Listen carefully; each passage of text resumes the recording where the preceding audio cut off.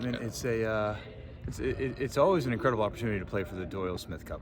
You know, what Doyle represented for the game of lacrosse and how he brought so many people together through adherence to statistics and rules, and how he was the guy who was the source of scores for so many years, you know, pre-internet. You know, call Doyle, he'll tell you the scores. And so to be able to play for the Doyle Smith Cup is a really, really big deal. Obviously, the last matchup you guys played against Hopkins was a memorable one, but how much different are they this time around? Yeah, they're different, as are we, you know, so the two of us are different. I will say they're still running really sound schemes. Their defense looks very similar, which means very difficult to score upon. Coach Jameson Kesterer has got an aggressive slide scheme, and they get in your grill and they defend really, really well. The offensive patterns are very similar, with some different personnel running them, but still running them at a high level.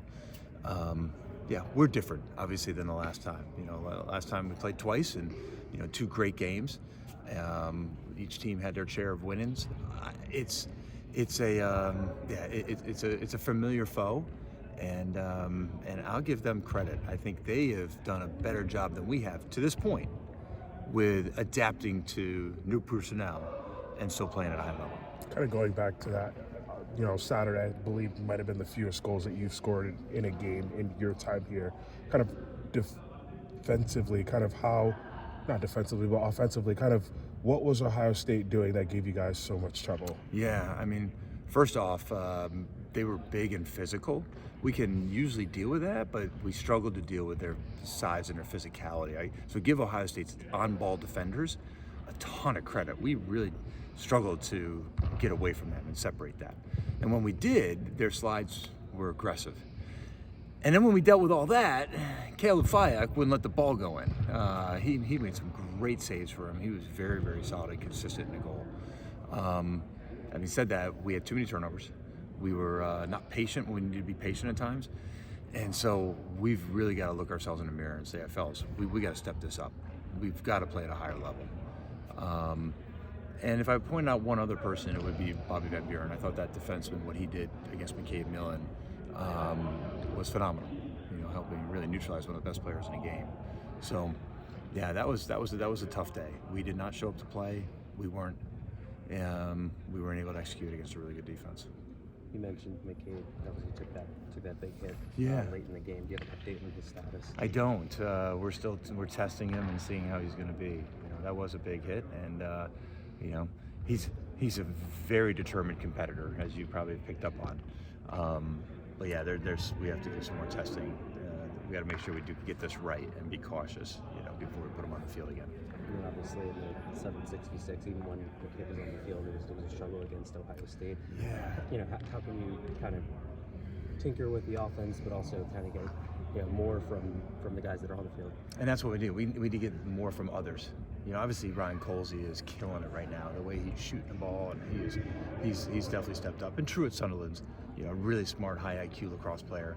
He's got to get more chances. We got to give him the ball more chances. And it's our midfielders to the others that really have to create separation, draw slides, and then when there's a chance to bury a shot. So yeah, our midfield production is something that really needs to step up. So yeah, you know, teams are going to focus on McCabe, and certainly now Ryan Colsey, and they're going to get theirs. It's the rest of us have to step up. Noah Chismar was talking about the clearing game and how that's been a point of emphasis. Yeah. You know, just because it hasn't been what it's been for you guys historically early in the season. How are you guys approaching that and reworking maybe your approach to the clearing? I know, the clear's been really frustrating. We went to a new clearing scheme this year, and one we thought about for years. It's used by a lot of teams, and there's some growing pains with it. And oh my gosh, are those some tough pains. Those 2 fails in the fourth quarter against Richmond, a couple fails against Ohio State, where not even real pressure, just giving the ball back. It's that might be some of the most frustrating things we've got, because that just looks like we're poorly coached and not prepared to execute something that's not that difficult. So yeah, we just got to keep getting better at the clearing. But yeah, that is a massive eyesore for this program. You outshot Ohio State, and then obviously you lose by 9 goals. You mentioned Fayak. Is it also like shot selection? Is it shot accuracy? Yeah, I know. The stats were surprising at the end of the game, weren't they? Because it didn't feel like, it felt like we got beat up. It didn't feel like one of those days where, man, it was really close, but our shots wouldn't go in and theirs did. Yeah. So it wasn't like Kyle Morris played poorly and Caleb Fiak was amazing. He was solid. He was really good. Yeah, it is interesting. I think they're, part of, you could call it shot selection. I'll give more to it that when we were shooting, our shots were more contested by really tough on-ball defenders.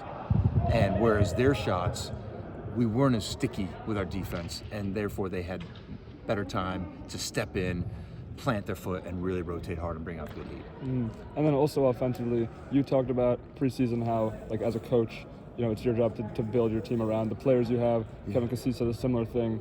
Now, obviously, having struggled offensively, what sort of things are you looking at to maybe change offensively or adapt to? Sure. It really starts at the midfield. We're trying to figure out what lines. I feel like an NHL hockey coach here. Like we got to mix up the lines a little bit, see the right combinations here.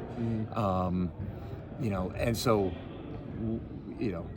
we're going to tinker a little bit with certainly in the midfield and say, hey, some of these guys who've had some really good, strong histories. It's time to step up here at Virginia.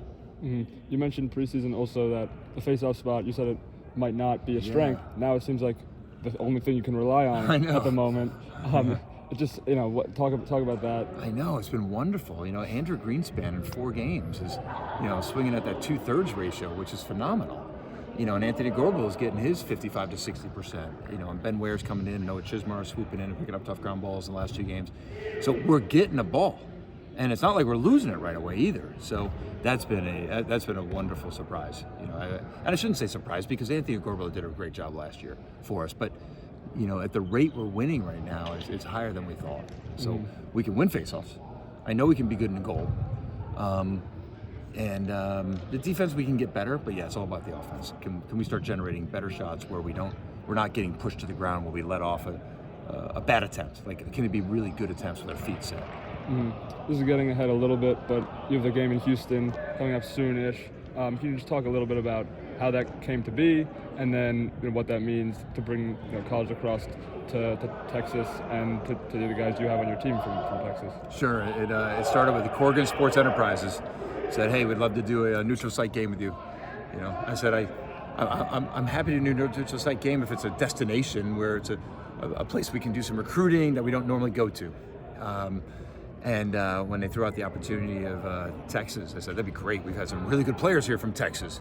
Scott Bauer, Kate Saustad, Matt News, obviously Thomas Menke currently. We got more coming in. Sean Brown's the first year, is injured right now. So it was like, sure, let's do this. And they set it up, and here we go. So it's really, really exciting. How proud are you of this man-down unit this year? And what's been clicking there? Yeah, give Coach Greco credit. Logan Greco's our man-down coach, and he's putting our guys who are, understanding the spaces to be and giving up the shots that we want to give up. It's a massive improvement from last year. If you look at our man-down stats a year ago, we were one of the worst in the country. So yeah, we're off to a really good start there for sure. I'm glad you brought that up. And also, you said preseason that this is one of the most united teams you've ever had, the camaraderie. Is that something you're leaning on a lot now in this rough start? I am. And we're still a cohesive group, despite the 2 losses. What we're really looking for is maintaining confidence even if there isn't success. It's easy to be confident when there's success, when the results are what you want them to be. But if the first half doesn't go well, let's not let that shake our confidence. You still have to have that attitude. And that's the challenge for this team. And so I'll admit we've gotten on each other a little bit more this week, which I think we need, because we got to hold each other to a higher standard. And so it has been this unified force. But if anything, Michael, it's been, hey, let's be a little instigative to each other, because we got to stop, like, if you see our 2 scores of our wins, we got on a roll, we're rolling. But what if we don't get on a roll? We got to find a way. And that's what we haven't done in those 2 losses.